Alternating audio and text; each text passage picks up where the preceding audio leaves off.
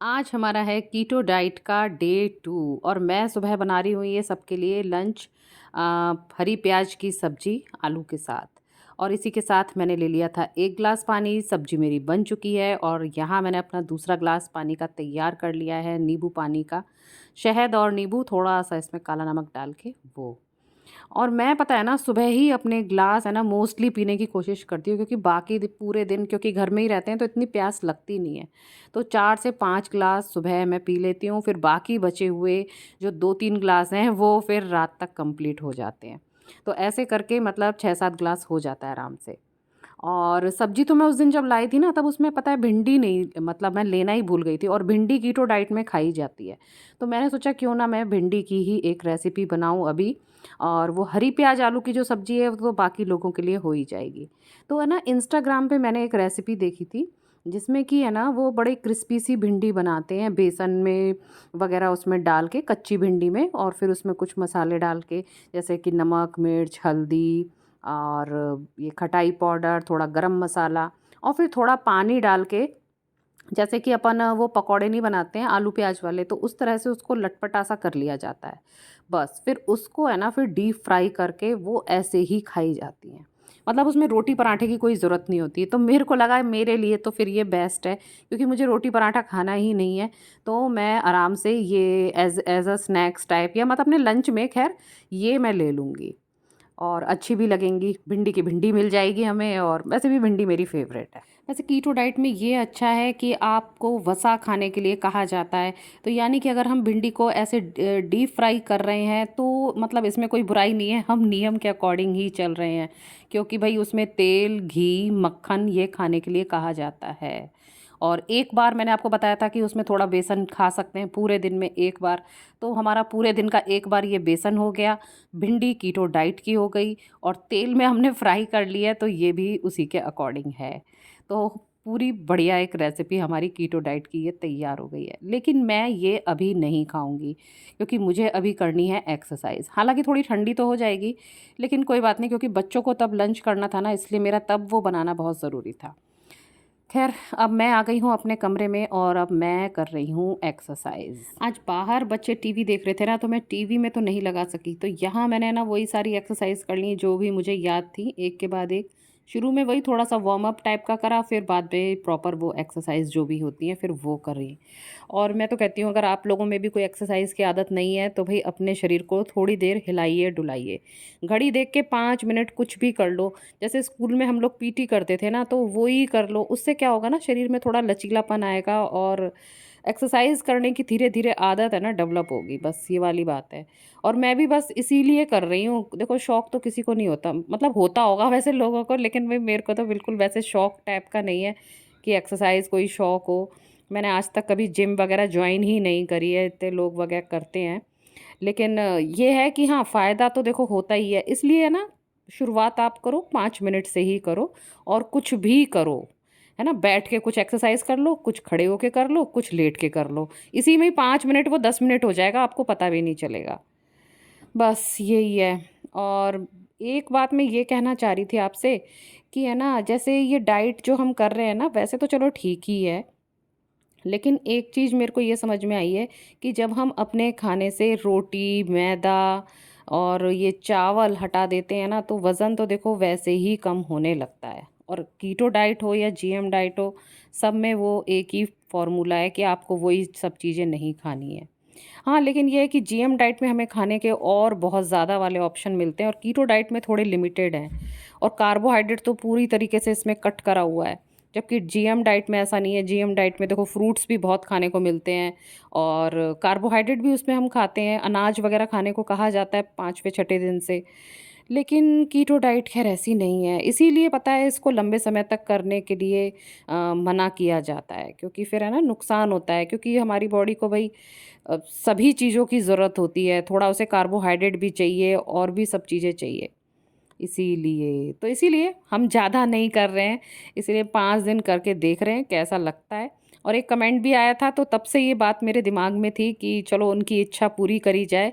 उन्होंने लिखा था कि मैम आप कभी कीटो डाइट करके बताइए या कीटो डाइट के बारे में हमें बताइएगा। तो भाई वही मैं एक्सपेरिमेंट करके दिखा रही हूँ। मेरा काम तो ये है कि यहाँ जो भी कुछ है उसका एक्सपेरिमेंट करके आपको दिखाना कि भाई वो चीज़ क्या काम कर रही है। ओहो! आपसे बात करते-करते देखिए समय कैसे निकल गया पता ही नहीं चला।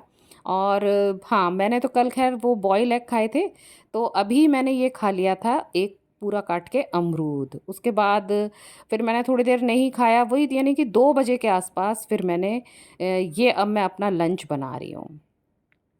12 बजे अमरूद खाया और ये अब ये 2 बजे लंच बन रहा है, जिसमें कि मैंने बना लिया है ये ऑमलेट, एक ऑमलेट बना लिया है और वो क्रंची वाली हमारी भिंडी रखी थी हमने वो ले ली है और एक कटोरी दही ले लिया है।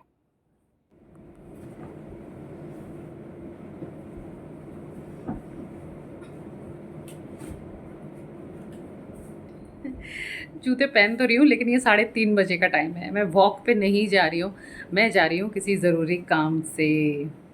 तो हो सकता है आज मेरी वॉक हो ही ना, चलो एक्सरसाइज तो हो गई। एक चीज़ तो यार होना ही चाहिए, एक्सरसाइज कर लो नहीं तो कोई वॉक कर लो। और पेट तो अच्छे से भरा हुआ है, उसकी खैर कोई टेंशन नहीं है। आराम से मेरे को लगता है 2 घंटे आराम से मुझे लग जाएंगे। बाहर 3:30, 4:30, 5:30 बजे तक शायद मैं घर आऊँगी। हाँ, चलो मैं तैयार हो जाती हूँ। वो टी शर्ट तो मैंने वही पहन ली है, बस ये लूज़ वाली जीन्स पहन ली है एक। ज़रूरी काम हमारा हो गया है। यहाँ मैं हूँ अपनी छोटी वाली बेटी के साथ। और फिर पता है ना, जब काम हमारा है ना जल्दी ही निपट गया तो उसके बाद मेरी बेटी ने कहा मम्मी कहीं चलते हैं। और पता है जहाँ पर हम लोग थे ना, वहाँ पर पास में ही था ये पार्क है सुभाष पार्क, जो कि आगरा का बहुत ही पुराना पार्क है। मुझे याद है मैं जब खुद वो बाबू जैसी थी ना उस एज में मैं यहाँ पर गई थी, और अब मैं इस एज में हूँ और मैं बाबू को लेकर के यहाँ आई हूँ। तो यहाँ पर आई ना तो बहुत ही मतलब अच्छा लग रहा था। वैसे तो हरियाली काफ़ी थी, लेकिन वो ये थोड़ी मेंटेनेंस वगैरह कम थी। जैसे ये ब्रिज सा बना हुआ है तो एक साइड रेलिंग है, एक साइड है भी नहीं, थोड़ा डेंजरस भी था। और पहले तो पता है ये जो पॉन्ड दिख रहा है ना आपको, इसमें ना बोटिंग भी हुआ करती थी। उससे ये हो जाता था कि पूरे पार्क को आप देख लेते थे चारों तरफ से, अच्छा लगता था। ये सब मतलब हल्की धुंधली यादें थी मेरी, जो आज वहाँ जाके थोड़ी सी ताज़ा हो गई। और बाकी तो वहाँ पर है ना ज़्यादातर वही कपल्स टाइप के लोग आए हुए थे, और जो आते हैं ना लड़की वाले लड़कों को देखने, तो ऐसे करके ना बहुत सारे लोग इस तरह से थे। अभी देखो दिखाऊंगी आपको, वो लोग वहाँ पर खड़े हैं, वो हैं पार्क में। वो मुंह दिखाई सी होती है ना अपनी, लड़की दिखाना या लड़के को देखना, वो सब ऐसा लग रहा था, वो ये थे। तो बस मैं और बाबू यहाँ थोड़ी देर ऐसे ही घूमते रहे, थोड़ी बहुत फोटोग्राफी वगैरह करी, फिर हम लोग आ गए थे लौट के। ये देखिए ये बैठे हुए थे वहाँ पे। वैसे आगरा में पार्क वार्क तो खैर ज़्यादा नहीं है, बहुत ही मतलब कम है, ऐसी कॉलोनियों के बीच में जो छोटे मोटे से बने हुए हैं। लेकिन कोई कहो कि बहुत अच्छा पार्क है कि आप वहाँ जाओ और कुछ मतलब अच्छा लगे आपको, तो ऐसा कुछ नहीं है। अब यहाँ पर भी ऐसे 10 रुपए की टिकट तो थी, लेकिन उस हिसाब से मुझे मेंटेनेंस तो कुछ भी नज़र नहीं आई, सब कुछ टूटा फूटा ही था। लेकिन चलो बहुत टाइम से देखा नहीं था तो आज बाबू के बहाने मैंने ये पार्क भी देख लिया। इसके अलावा एक पार्क और फेमस है, वो है पालीवाल पार्क। वो थोड़ा सा एरिया थोड़ा और दूर है, संजय प्लेस की साइड है। तो कभी मैं वहाँ गई ना तो वो और आपको दिखाऊंगी। तो वहाँ तो मैं खैर गई थी, मतलब अपनी शादी से पहले गई थी, तो काफ़ी सही था वो। तो अब मुझे नहीं पता कि उसकी हालत क्या हो रही होगी। लेकिन हाँ, एक वो भी अच्छा पार्क है और काफ़ी बड़ा है, इसी तरह सुभाष पार्क की तरह। तो बस हमारा बाबू तो भाई 2 मिनट में ही बोर हो गया कि मम्मी चलो। जितना उसको यहाँ आने का एक्साइटमेंट था, तो यहाँ देख दाख के वो भी हो गई कि मम्मी अब चलो। और एक तो था कि हवा बिल्कुल नहीं चल रही थी, तो है ना उसको गर्मी भी बहुत लग रही थी, पसीने भी टपक रहे थे। तो फिर भाई यहाँ से थोड़ा बहुत देख दाख के फिर अब हम लोग वापस जा रहे हैं। बोटिंग भी होती थी, डायनासोर को अरे देखने यार के यहाँ से कितना खतरा है। सच में। हम्म। तो इस तरह ब्रिज के सारे खतरों को पार करते हुए और जगह जगह जो ये पानी भरा हुआ था ये सब पार करते हुए हम यहाँ से निकले। और भाई हमारे बाबू की डिमांड अभी तक पूरी नहीं हुई थी। अब उसका कहना है कि मम्मी अब पार्क देख लिया, अब किसी कैफ़े में चलते हैं। तो यहाँ मैं आ गई हूँ डे नाइट कैफ़े में। तो उसका मन था कि कुछ शेक वगैरह पिएँ और कुछ पास्ता वास्ता खाएँ। तो फिर भाई आज तो मतलब बाबू ने मेरे को पकड़ ही लिया है, समझिए। कभी कभी बच्चों के हत्थे माँ बाप चढ़ ही जाते हैं कि भाई अब ये कराओ वो कराओ। तो आज फुर्सत भी कुछ थी, और एक तो है कि उसका एग्ज़ाम भी बस ख़त्म हो गया है। अब एक एक एग्ज़ाम बचा है, वो भी बहुत इजी है उसका। तो आज बड़े मतलब फ्री माइंड में थी, इंजॉय करने के मूड में थी। तो मैंने कहा चलो भाई आज बाबू को एंजॉय करा ही दिया जाए। तो हम आ गए हैं यहाँ। काफ़ी अच्छा था, छोटा सा रेस्टोरेंट था और लेकिन काफ़ी कूल टाइप का था, मुझे काफ़ी अच्छा लगा। और यहाँ ये सेल्फ़ी पॉइंट भी था, तो फिर वहाँ पर भी बहुत फ़ोटो खिंचाई, जो कि आपको दिखाऊंगी अभी एंड में। यहाँ जो भी चीज़ें मंगाई गई वो सिर्फ बाबू के लिए थी, मेरे लिए नहीं। 6:30 बजे के करीब हम घर आ गए थे। फिर 7 बजे मैं किचन में चली गई और मैंने ये काटा पीटी शुरू कर दी। ये सब सब्जियां वगैरह मैंने काट ली। आज पत्ता गोभी का इस्तेमाल करूँगी, लेकिन वही कीड़े वीड़े से मुझे डर लगता है, तो मैंने पत्ता गोभी को गर्म पानी में ना खूब अच्छे से खौला लिया और फिर उसे निकाल लिया है।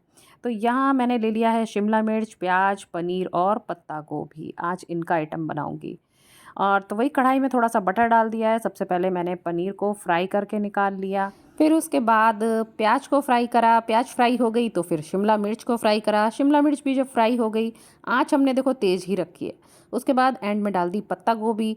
फिर उसको भी बहुत अच्छे से काफ़ी देर तक फ्राई करा और लगातार चलाते रहे, मतलब छोड़ना नहीं है, नहीं तो वही वो लग जाएगी सब्जी नीचे कढ़ाई में।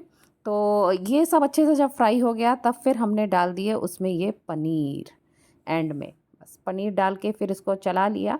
और देखिए फिर मसालों के नाम पे मैंने डाला है इसमें केवल नमक और काली मिर्च। कल तो बहुत तामझाम डाल दिया था। उसका एक अलग फ्लेवर आता है खैर, और जब हम केवल ये 2 ही चीज़ें डालते हैं ना तो इसका एक अलग फ्लेवर आता है और ये मेरे को काफ़ी पसंद है। इसमें चाहे तो आप लोग नींबू भी डाल सकते हैं, खट्टा-वट्टा पसंद करते हो तो। मैं सोच तो रही थी पर लेकिन एंड आते-आते तक मेरे दिमाग से ही निकल गया कि नींबू भी डाल दो, उससे भी खैर अच्छा लगता। तो ये हमारी सब्ज़ी हो गई है तैयार, बढ़िया-सी, बहुत टेस्टी बनी थी सही बताऊँ तो। आप लोग भी कभी ट्राई कर सकते हैं। और थोड़ा-सा मैंने ये हरा धनिया भी इसमें डाल दिया है। चलिए तो फिर इस ब्लॉग का मैं यहीं एंड करती हूँ, क्योंकि फिर आगे चल के पता है मैं बिज़ी हो गई थी तो आप लोगों से बात वगैरह नहीं कर पाई। बड़ी मुश्किल से ये एडिट करके बस मैं इसको फाइनल कर रही हूँ। और हाँ, इसके साथ ही मैंने सलाद भी ले लिया था, 1 टमाटर और ये छोटी-सी गाजर। तो आज हुई फ़ोटोग्राफ़ी के साथ इस ब्लॉग का एंड होता है। आशा करते हैं कीटो डाइट का डे 2 आपको अच्छा लगा होगा। फिर मिलती हूँ आपसे, तब तक के लिए tata bye bye and thanks for watching.